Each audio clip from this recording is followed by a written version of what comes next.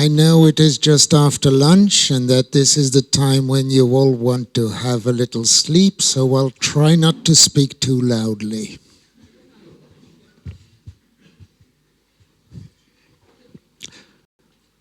Someone told me that it is a pity that yesterday, when I gave a talk where I went through the history of humanity, I stopped at the present and didn't go into the future. I thought it was unfair to say that this afternoon is the continuation. So welcome to the future. The future is going to start in just a moment. There. Now we're in the future from when I said that, which is already in the past.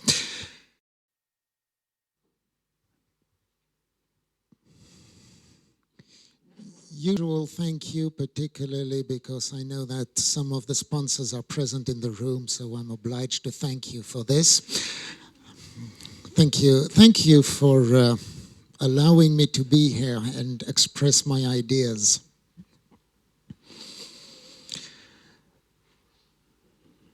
I believe that today, in the 21st century, we need to reinvent organizations. I believe that the historical organizational structure, which nearly every company is following, is outdated. It is based on an old principle of kings and barons who own things and serfs who do work. And so I am launching the concept of orchestrated knowledge, in which I'm trying to persuade companies that it is time to reorganize according to knowledge flow within your company instead of according to hierarchical principles. I would like to get rid of the hierarchy. This does not mean getting rid of managers, that's something else. I'll come back to that. But I would like to get rid of the hierarchy. Knowledge management within a company, which is the founding principle of this, is the ability to, it's very strange walking up and down here. There's a better projector on that side than on this one, so this one side of the room gets less light. So I've got the bright side and a dark side. I will call this the Skywalker side and this the Darth Vader side.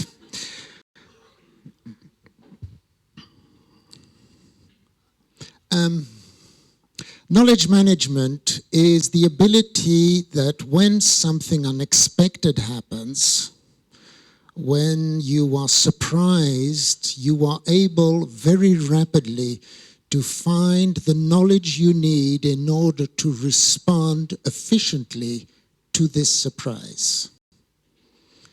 This is very similar to the traditional definition of maturity, which is that you know what are your skills, your strengths, and your limits. You understand what you are able and not able to do, and are very quick to bring forth what is necessary to react. I'm going to start by going through some of the basic principles of knowledge management.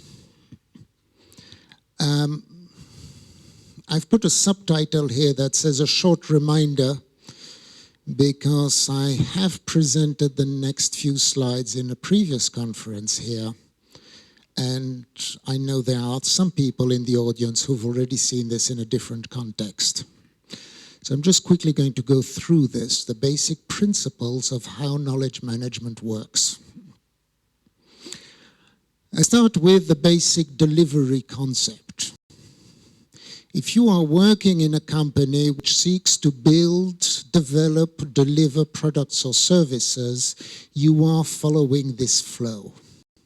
So there is an idea, there is a vision, there is a concept. You establish goals as to what you're trying to do. You create a plan in order to decide how you're going to do this and what you need. I hope you do at least that much. You then do the work and you deliver something. This is the basic delivery process which should exist in every one of your organizations, no matter what you are doing. The next level to this is when we have a managed process, a managed organization, a managed process, where you are going to measure the work on a continuous basis, identify deviations from the plan, and accordingly you're going to replan. We then move on to the learning organization, in which you are going to use those measurements in order to have a better understanding as to why things went wrong. Rather than just correcting and replanning, you are going to examine your variance and you are going to identify how you can plan more efficiently next time around. This, for me, is the minimum you should be having in your company. However, there's another level, which is the risk-aware level, where you are capturing these things that happen suddenly that you were not expecting, and you've got some kind of risk identification and discovery, which you are then going to logically translate into risks and opportunities for the future. So this is where you would want to be. This is, for me, a mature organization which is aware of what it is doing, what it should be doing, what it can do, what are its limits, and at the same time is listening to the outside world, understanding what are the risks and the opportunities out there. If this is properly implemented in your organization, you can react quickly. Why can you react quickly? Because you are understanding the basic 4 things that influence your work, which is the past, the future, what you know and what you don't know. That sounds reasonable. But more important than this, these 4 basic concepts match the way your brain works. In other words, I'm looking at transforming the organization into a working brain. We have got traditional left brain activities, which are memory, the past, logic and known, traditional right brain, imagination, emotions. We have got limbic aspects, which are working with the abstract, and cerebral, which is working with the more concrete features. This is where somebody points out that these theories of the way the brain is subdivided are not quite up to date. I know that, but it still illustrates very nicely what I want to say. Why is this important? Because the brain is the barrier or the link between you, whatever you are or whatever you believe yourself to be, and the outside world. The brain is where you are going to capture the stimuli from the outside world and decide how you're going to react to this, consciously or unconsciously.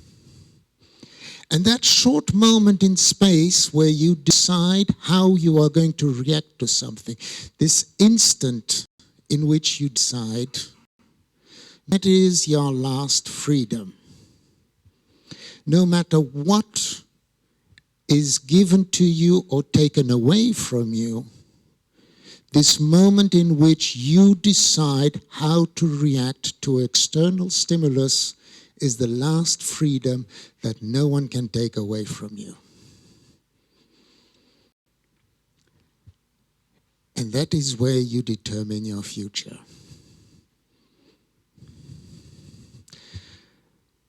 So how does this translate into business? We have this brain. Someone reviewing these slides told me that this was a horrible picture of a brain and could I replace it with something more abstract. But I kind of like a floating brain. We have a brain which is deciding how to react, which is deciding how to influence your environment, your world. When I'm talking about you as a person, you understand this. What happens if I transform this into a business? And you still got these stimuli coming from the outside world and the marketplace, and you have to influence the world. Where is the brain in the business? In many businesses that I have seen, the brain is a bureaucratic pile of information which you have to try to sort through in times of panic. And the result is, if you see the little influence arrow here, has dropped off, squashed underneath tons of paper. This is what I would like to get rid of. I want a faster reaction than that.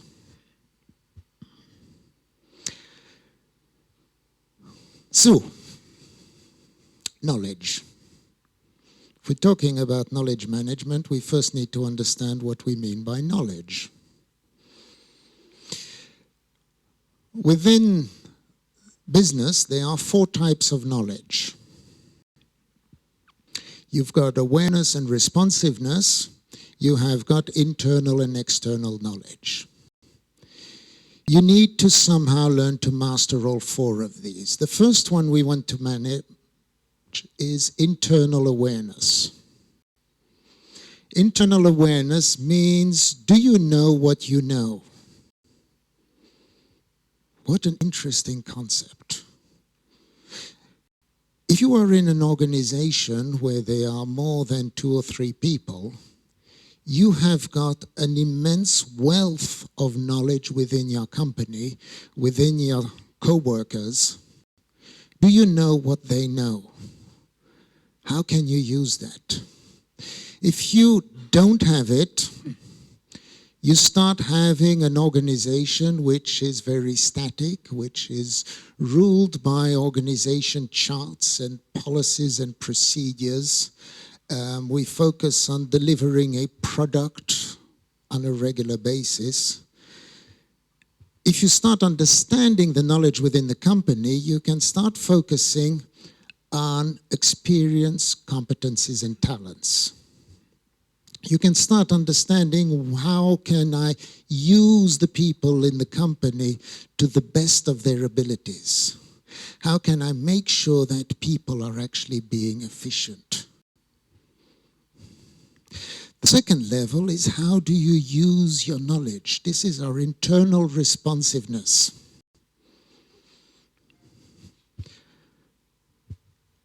What happens when you suggest a new idea in your company? What happens when you suggest something completely different? I have been working for years, 21 years, with a management product tool model, which is called CMMI. Some of you might know about this. Right now, the CMMI Institute is busy recreating it.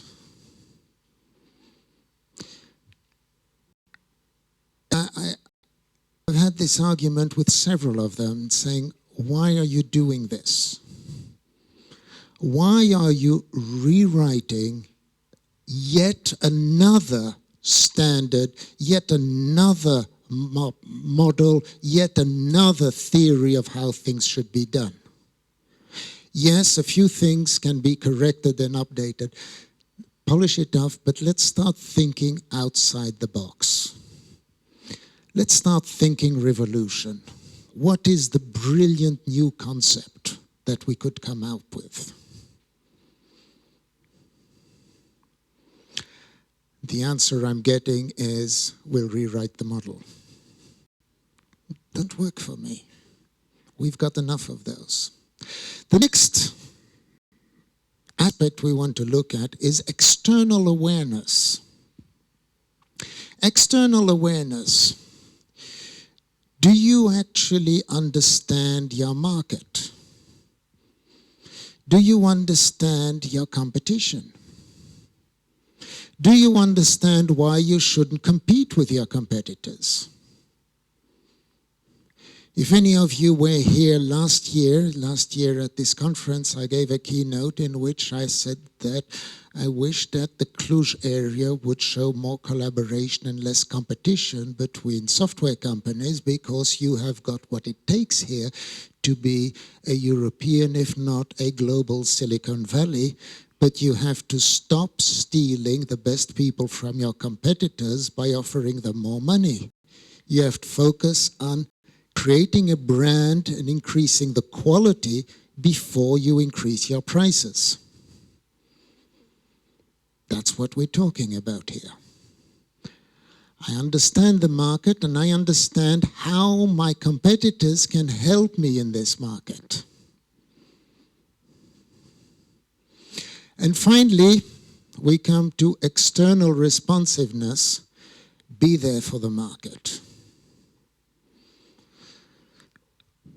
Stop standardizing and start being ahead of the market.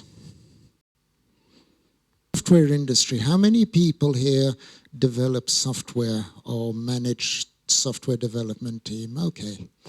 Out of those, how many of you have had a customer who didn't know what he wanted? All right, you know it's not true. You know it's not true. As soon as the customer saw what you'd done, they knew that was not it.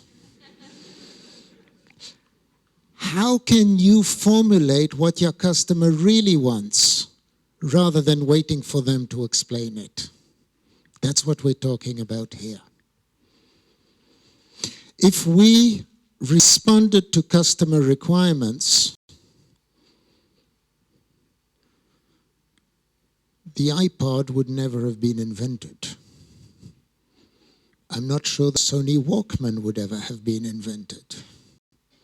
There was no demand for this, and yet it took over the world.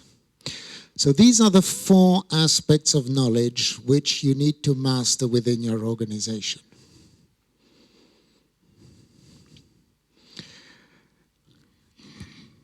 This slide has been reformatted. It should have been a title slide. Okay. Implementing knowledge. How do you make knowledge happen? The first step in implementing knowledge is what is called intermediation. Intermediation is, I know that I need a bit of information. I know you have that information. I will come over and ask you. Okay? It's largely knowing where to find, who to ask, and getting the information you need. The second step is internalization. This is where we're getting into data management aspects. We're beginning to be able to search for the information rather than knowing where to find it. The third aspect is the knowledge application, where we're going one step further and we're going to be able to classify and sort the information so I can now begin to find the question I should have asked. So the first step, I had to know who to ask the question to. The second step, I had to know the question. The third step, I'm beginning to understand what is the question I should ask before I ask it. That brings us to the fourth step, where we are going to build the knowledge straight into your work practices so that you don't even have to ask the question. The answer will come to you when you need it.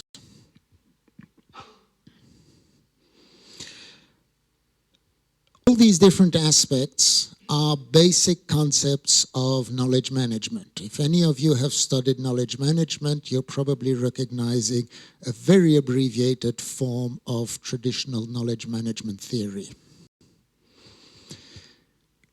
So how do we bring this all together? The first part, which I'm seeing in most companies, unfortunately, is protecting knowledge. In other words, I know something. If I tell you what I know, then what is my value to the company? So therefore, I would rather not explain everything. Just protect my job. We then, through intermediation, come into the second step of identifying the knowledge and beginning to understand what exists, what already happens within the company, so that I can start sharing the knowledge through the internalization process. Sharing the knowledge, I then have to start using the knowledge. That's what the externalization aspect is about. And using the knowledge brings me to the managing the knowledge aspect, which is where you want to be.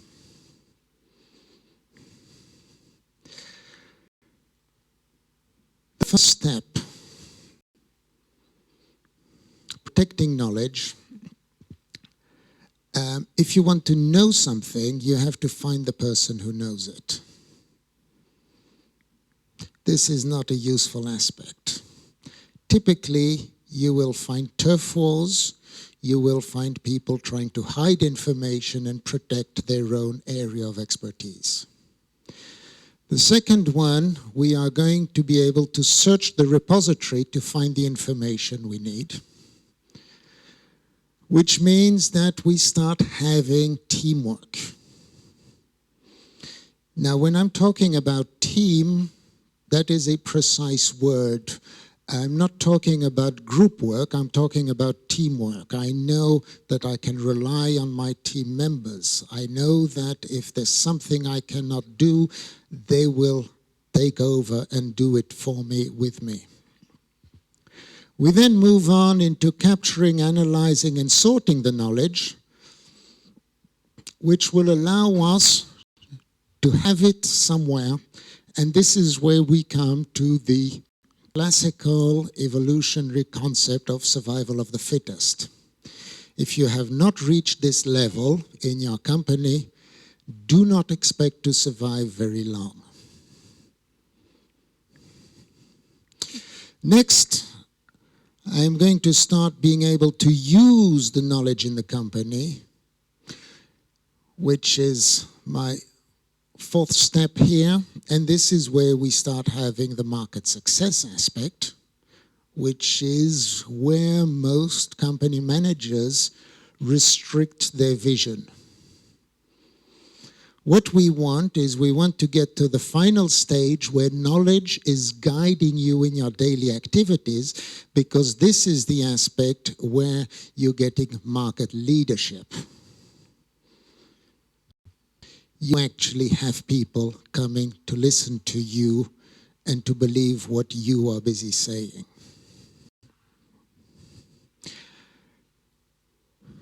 If this concept interests you, I have got, not for everyone, because I wasn't expecting a turnout like this, but if you write to me, I can give it to you. I've got some little handouts here which has all this information on in one picture. Let me bring this into application now. What I have got within my company is I've got a series of best practices. And when I'm going to start a work, I'm going to have a look at these best practices and decide what is most adaptable to my needs, based on the size of my team, based on what new development, maintenance aspect, big project, little project, and so on. Every project will start with a different set from the same group of best practices, and everyone will report information back every time they use it. They'll report two types of information. They will report measurements. How long did this take? what happened, how many defects, and so on. And they will report qualitative information, such as what were our lessons learned, why do I think this worked so well, and so on. That information will be analyzed by our performance improvement team, who, based on your business strategies and standards, will decide how to improve your best practices and related activities, what additional training and education is necessary, and they will do this by listening to the people who are actually doing the work. The next team that starts is going to benefit from all that experience. And you notice that the tailored practices are getting more and more in line with the actual work being done. It's getting less and less different. I'm going to be able to benefit from the experience, the training, and the knowledge of the performance improvement team. I'm going to be able to use the lessons learned from previous projects in order to plan more effectively. I'm going to be able to use the measurements in order to estimate more effectively. And this is one way of getting knowledge around the company. Putting this in place is a significant effort, not obvious to implement. So, can we take a shortcut?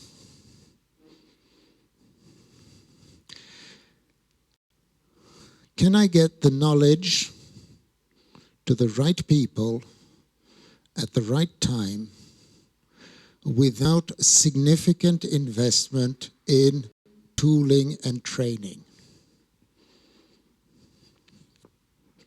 Yes, you can. I'll give you background information. I worked several years ago in a company, about 250, 300 people, a software development division within a multinational group. It was the highest profitability within the group. They never missed a deadline. They had the highest level of customer satisfaction within the group. They had the lowest level of employee turnaround within the group and the highest level of employee satisfaction within the group.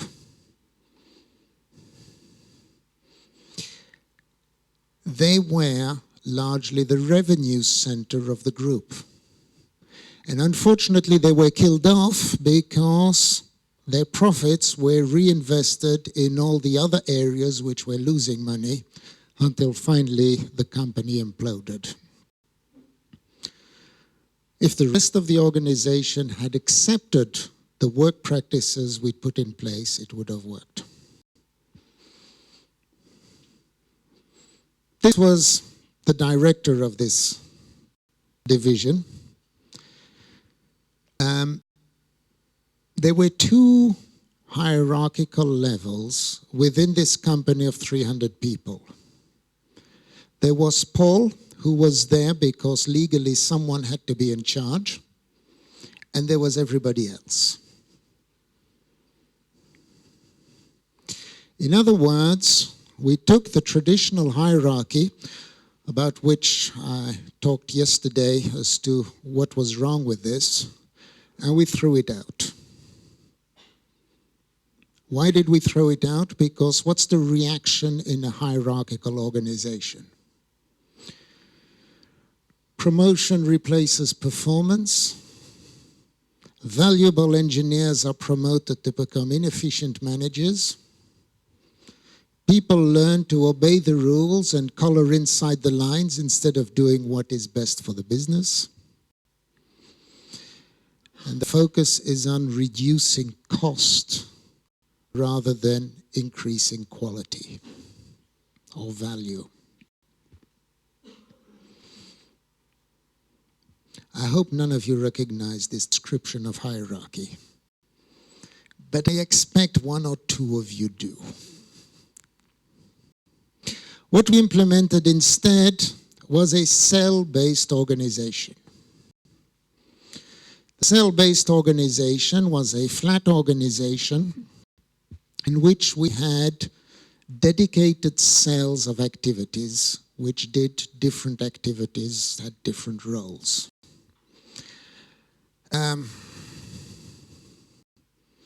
So what's a cell? First definition of a cell, possibly the first one that comes to mind, it is the elementary particle within a body. This is another form of cell. Okay. Everybody here has got a mobile phone, hopefully switched off, but that's another form of cell there. We have got beehives, they have cells. These are all valid types of cells. I don't know if, yeah, probably some of you are young enough to have watched Dragon Ball Z or Dragon Ball Z, in which there is a character named Cell. This is a famous terrorist cell in the film The Life of Brian. These are not the cells we're talking about. I'm talking about this kind of cell, which is a group of people working together, continuously meeting to solve their own problems. They are making their own decisions. No one's going to solve your problems for you. You get to do that yourself. It is a team, not a group. There is reliance on the members of the team, and it is a self-governing team focused on their own activities. Membership of the team, membership of the cell is based on interest. So I'm expecting you to be a member of several cells because I'm expecting you are interested in more than one thing in your workplace. Membership rotates. So you'll be in some cells for some time, you'll move on and join another cell, or you'll be in several cells at the same time. And your focus is to solve your own problems and to organize your own work and that of your colleagues. Let's go through some key cells. So I'll pick a few of these out just to give you an idea of how it works. We start with the project cell. The project cell is largely the traditional concept of the project team. So for those of you who are working in an agile environment and you have got Scrum meetings where you get together, you discuss your impediments, you just resolve it, that is largely the concept of the project cell. That's possibly the easiest one to understand because you're already doing something very similar. The service cell is the ongoing aspect. So within your organization, you have probably got project activities and you have got ongoing activities. So the service cell is focusing on the business as usual aspect, maintenance aspects, and so on. So it's less structured, less planned, and is focusing on delivering activities on an ongoing basis. Project cell and service cells, we have got the project guidance cell. Project guidance cell is where the project managers come together. You remember I said I want to get rid of hierarchy but not of managers. This is an important difference. I do not believe that you get rid of project managers, for instance. However, I do believe that being a project manager and being an engineer are two completely different jobs, and there is no reason for a hierarchy between them.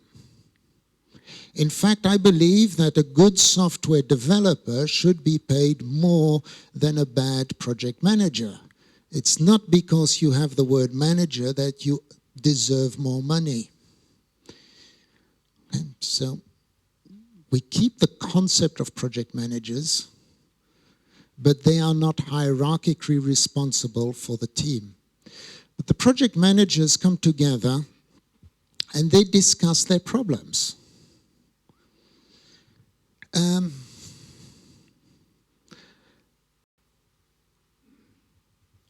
not going to ask you to lift hands because it might be embarrassing, especially if you have a manager in the room.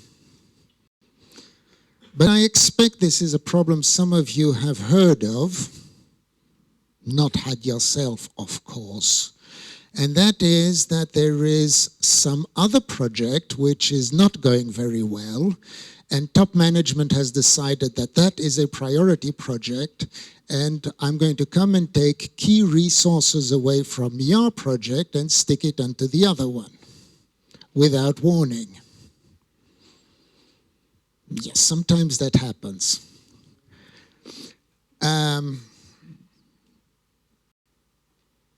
That's stupid.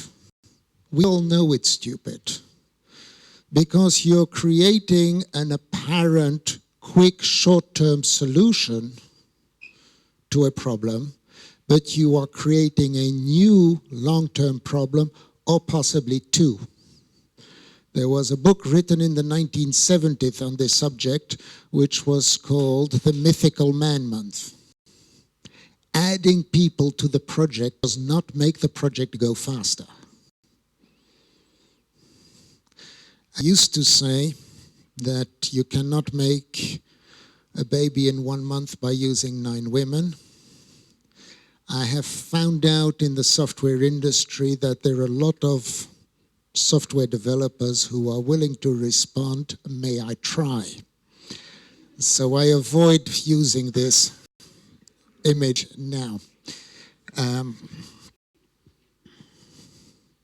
So the cell here is managing this. If one project is getting into trouble, all the project managers sitting together will decide what is the best solution.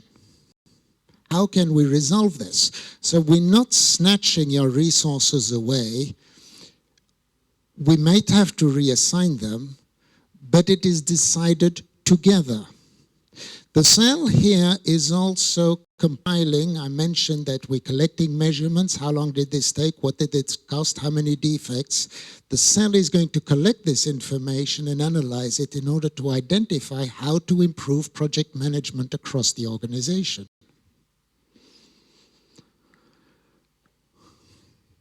We've got a cell called Who Does What. Who does what is assigning people to roles.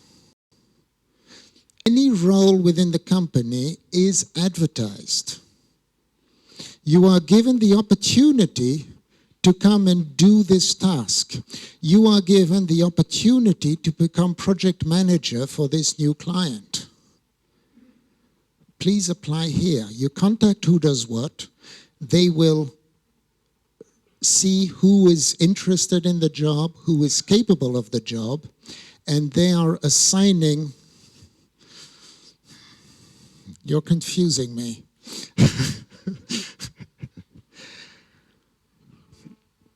This cell is also looking at external competencies. In other words, we have nobody internally to fill this job. We have nobody with the skills we need. We're going to look, can we find a contractor, a consultant, someone who can do the job for us?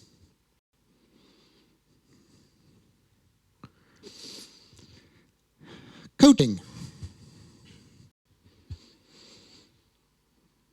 One of my ongoing battles with many companies is a confusion about training. I believe you should not be given a job or responsibility or any form of authority if you don't have the skills to do it. You need to receive the training. It's not because you're a good engineer that you should suddenly become a project manager without any training. So the answer I'm getting on a regular basis is we do on-the-job training.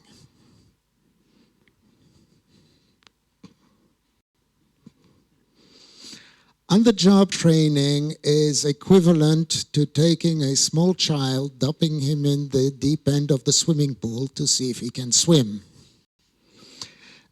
Some people survive, some people drown. A majority of people drown, contrary to children in swimming pools. But this is offering coaching. That is not the same thing as on-the-job training. Coaching, these are trained coaches. They have gone through professional training on how to be a coach, and they are offering peer-level support to your work. So you can go to them, they will help you, they will guide you, they will make recommendations. They are working with one of the cells called New Business, which is the sales aspect, I guess, in order to make sure that we have the skills available before we accept a new project or a new client. How's that for a concept? Anybody here know that before you accept a new contract, you make sure that you have got the right people available to do the work? Somehow, within the service industry, within knowledge-based industry, we believe that the fact that everybody's already assigned 100% of their time, we should continue selling. Okay, as someone once told them that 24 hours in a day, if that's not enough, we'll work nights.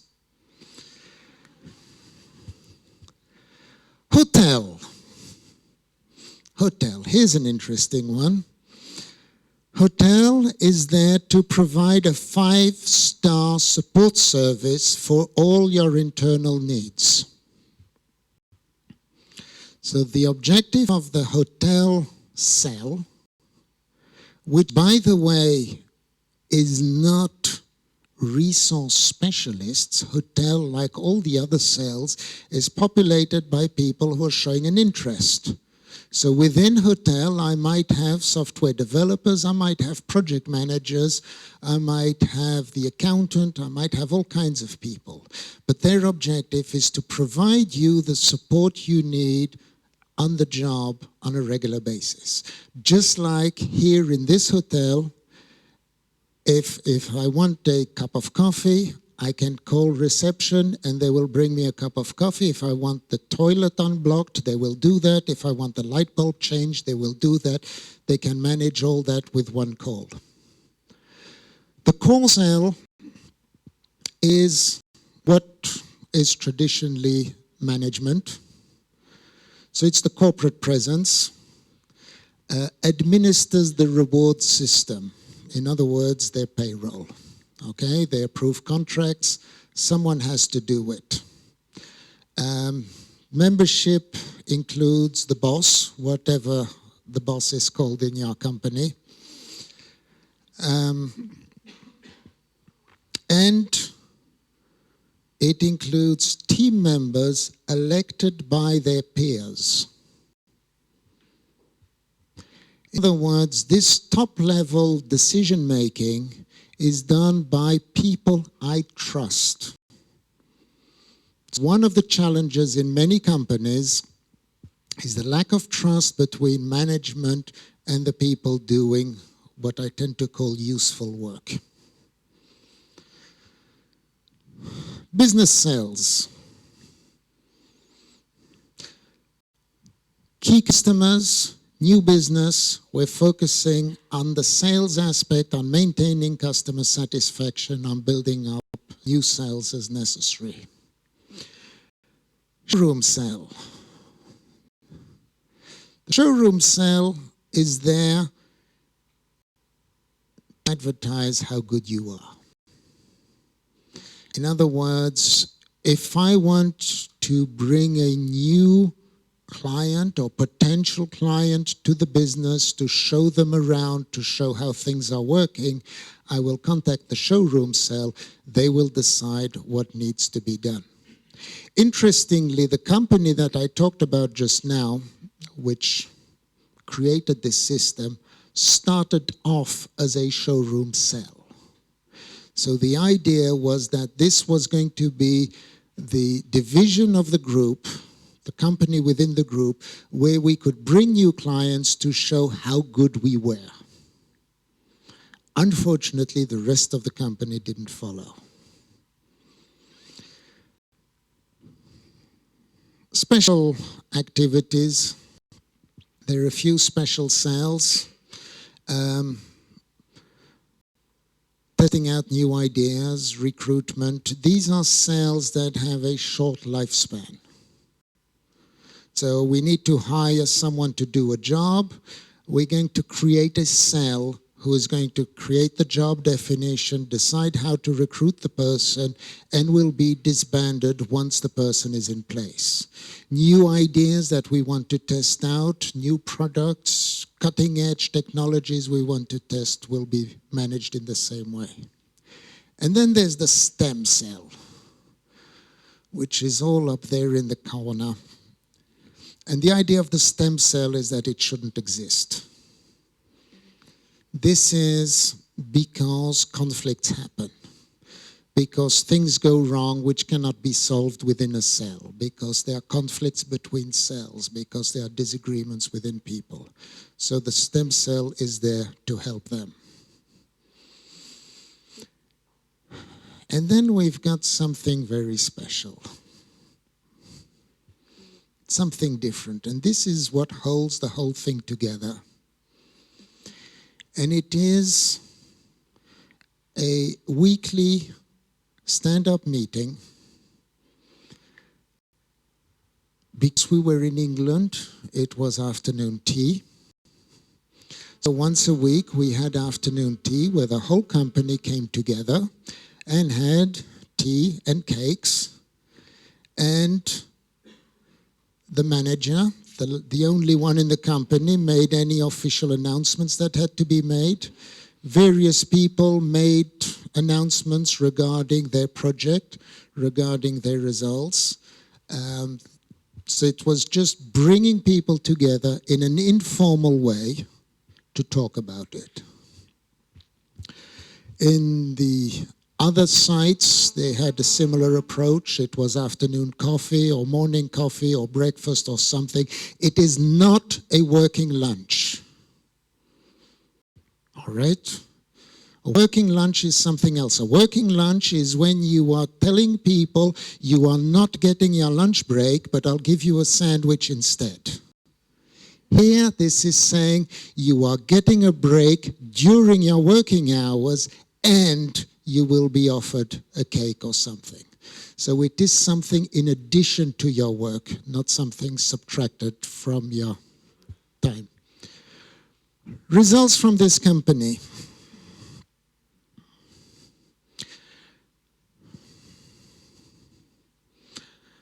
I hate reading slides, so I'll just let this display. The results of the company were exceptional. I've been in many companies. I've seen good companies, I've seen bad companies. I've seen very few who achieved this level of quality within the company. There's no line management, there's no one to blame, there was no one on whom we were waiting. We had ISO certification, CMMI certification, people recognition. There is a additional standard in England which is called investing in people. All that was accepted. There was very little confidential information. Everything was openly discussed.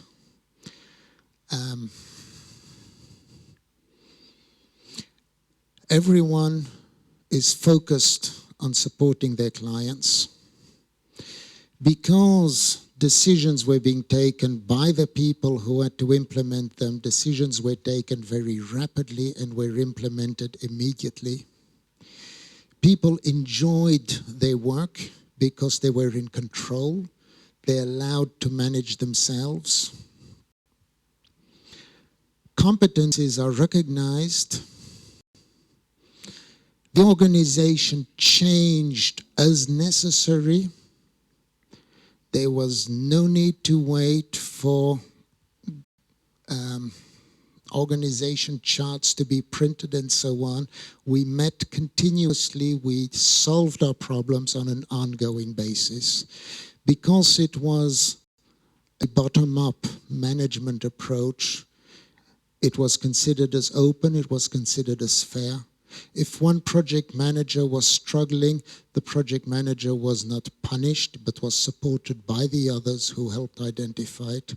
By the way, the word human resources was banned in the company, as it should be. I tend to call them human assets rather than human resources.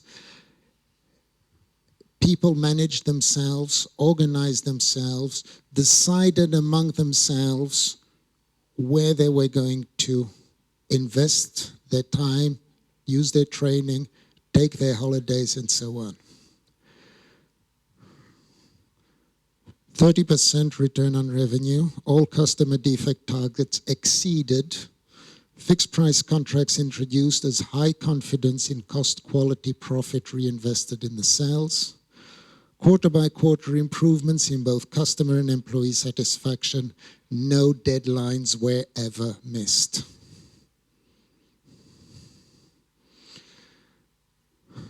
Hierarchy does not work. Hierarchy is based on kings and barons from a long time ago. It's out of date. We're in the 21st century. Knowledge is what is counting today. In order for this to work, you have to understand what it is you're trying to do. And you need to learn to trust people to do what is right. 99% of all people want to do their job efficiently. This morning, Dan in this room was busy talking about the fact that 80% of people do not give their full potential to their work. Well, they don't because you are destabilizing them. I was in a company a few years ago. They had an energetic young man joining who was full of bright ideas. I told his manager, make the best to use him before you've killed him off. It was about 8-9 months later when I came back, he was doing his 9 to 5 without interest. Don't blame people. Mistakes happen. Use them. They're learning opportunities. Questions?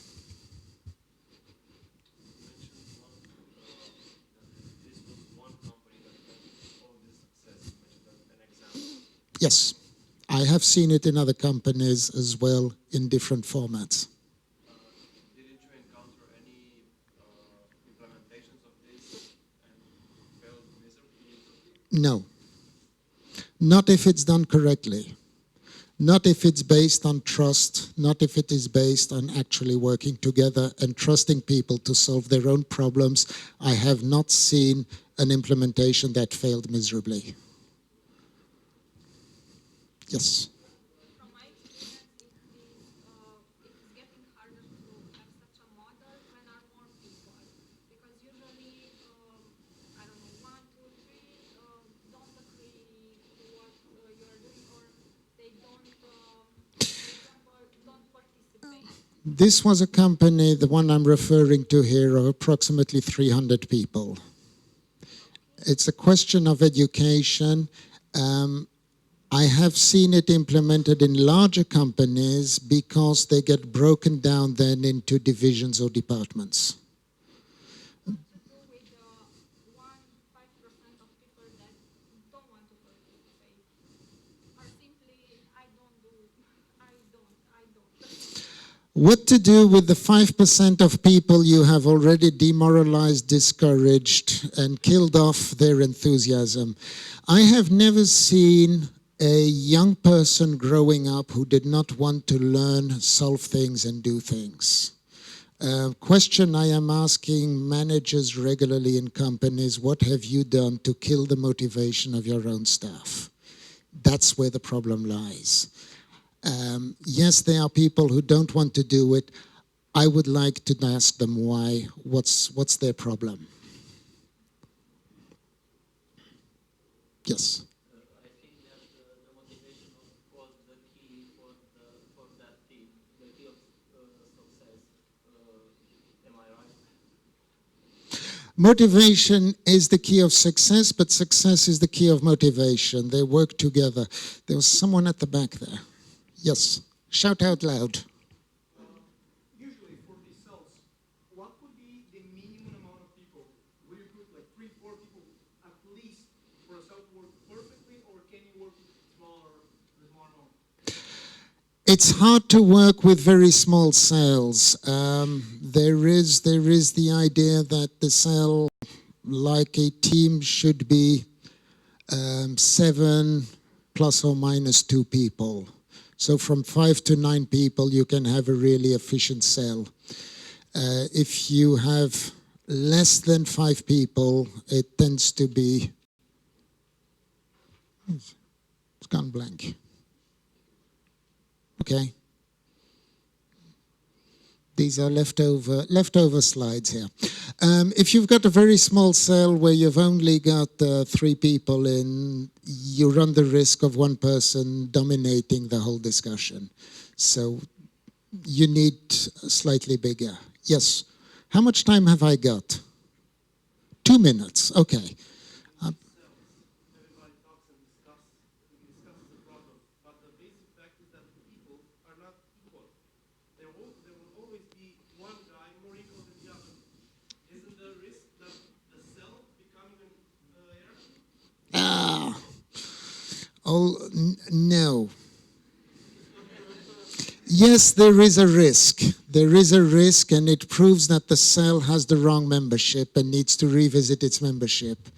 If someone is starting to dominate the cell needs to reorganize itself and decide how to do it. So it should be self-correcting. If it's not self-correcting, you've missed something. I can have one more question. So who has the best question of you? Okay. If it's not better than yours, you can beat him up afterwards.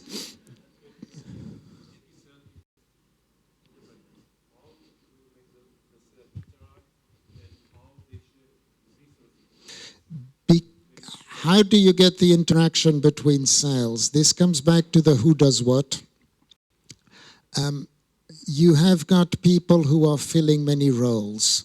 I'm interested as a software developer. I'm also interested in estimating. I'm interested in different aspects. So therefore, I'm going to join several cells according to my own interests. Within the who does what, I am going to apply for open positions in cells in order to communicate. I do not expect anyone to be in a single cell. The fact that you are belonging to 2 or 3 cells means you are going to be sharing the ideas across. And very quickly things get shared. And if there is another level that is necessary, that comes back to the weekly or the daily, the weekly afternoon tea or breakfast or whatever it is you decide to organize. Have I got time for one more? I have no more time. I am here. I'm not going anywhere. I'm here until I was going to say until tonight. I'm here tomorrow also, actually. I have got 2 additional bits of information. I have been trying to sell my books. I've still got 6 books left to get rid of. I don't really want to carry them home. I have also, if you are interested in the book on this, which I'm busy working on the second edition, and I will try to answer some of your questions in the second edition based on what I've just heard. But if you want this one, and I've got my email address in it to please ask questions, additional information. I have also put it online at 50% discount until Tuesday because of the conference. So make the best of it. Or don't.